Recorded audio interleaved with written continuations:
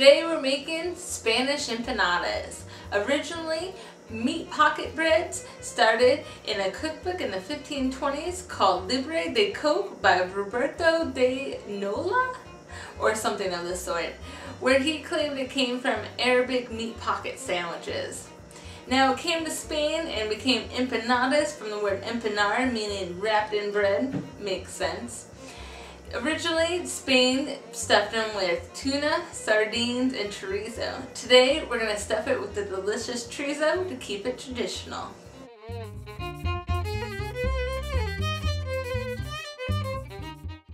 The first thing we need to do to make our empanadas is make the dough for the crust.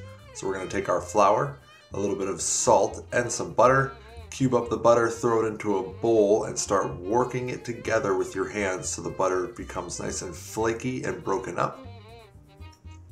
Then you're going to take your egg and a little bit of water and slowly mix the egg into the flour butter mixture as you add a little bit of cold water throughout the process until the dough begins to bind and clump together. Then toss it in the fridge and we'll move on to the next step.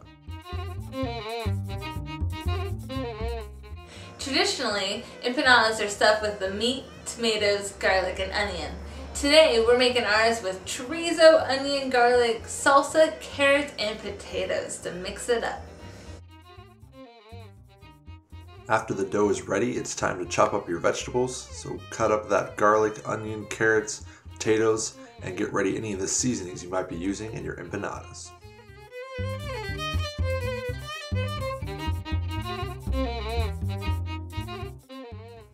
Grab a pan and add a little bit of olive oil. Once the olive oil is hot, go ahead and throw your chorizo in and get it started cooking. Once the chorizo has started to brown, throw in your remaining vegetables, give it a good stir and toss in some salt and pepper. Then set it on low to simmer, and once your vegetables are nice and tender, you can pull it off the heat and throw in your salsa.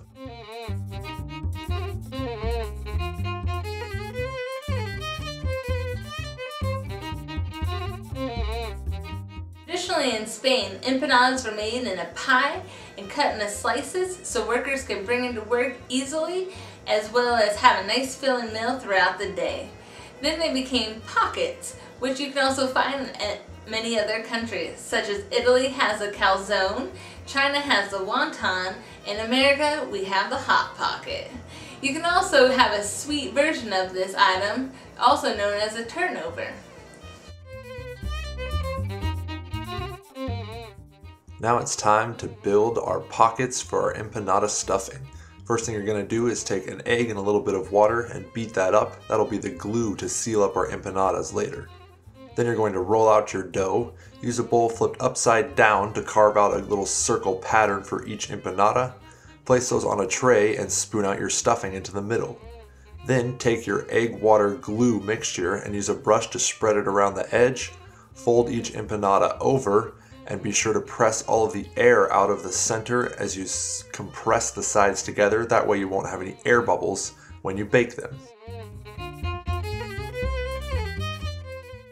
Use a fork to finalize the sealing process, then take your remaining egg mixture and spread it over the top of the empanadas so they'll brown nicely in the oven. Toss them in, and pretty soon it's time to enjoy. The second dish that we are making is a Belgian stew known as Waterzooi. Waterzooi comes from the city of Ghent inside Belgium. The name itself comes from the Dutch word zooien, which means to boil. This is often considered the classic stew of Flanders. Flanders is a geographic region inside Belgium where cities such as Brussels and Ghent are located, among others. Because of its origins in the city of Ghent, you will often hear this dish referred to as Ghentese Waterzooi. First thing you want to do is dice up all of your onions and get those tossed in your pan with a little bit of butter so they can start to cook down.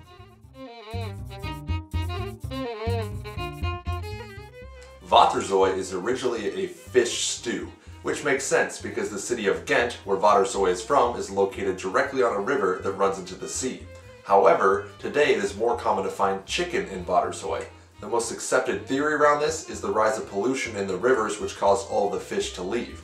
That is why the version we are making today is a chicken Waterzooi.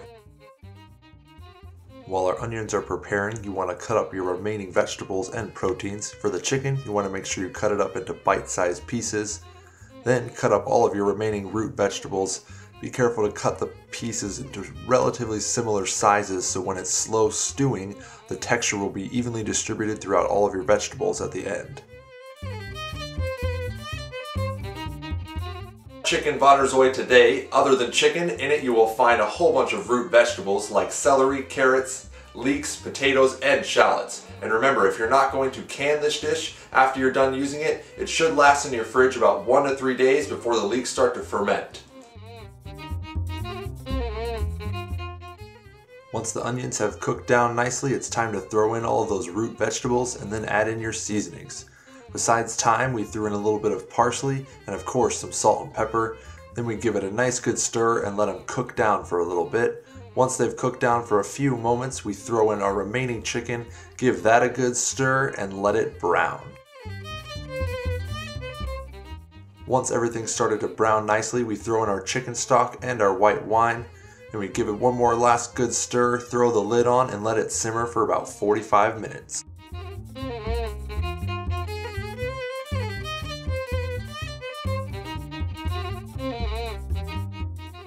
After the 45 minutes is up, you take 2 eggs, separate the yolks from the whites, throw your egg yolks and your cream into a bowl with just a tablespoon of butter, mix it up nice and even, then slowly temper the eggs into your soup, squeeze of lemon, one last stir, and it's time to serve and enjoy.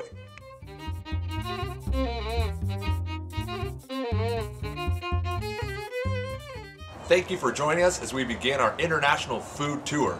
We'll be concluding Europe next week, but if you have any dishes from anywhere else around the world that you'd like to see on True Treats, send them in to us and you just might end up there. As always, check out all the links down below for all the information that we couldn't fit into this video. If you're on YouTube, click subscribe right up above to get them into your inbox with the latest information. If you're not, you can always find us on Facebook, Google+, and Twitter. Let us know how we're doing and what you think. Check back in next week as we conclude our European food tour, and as always, keep on cooking.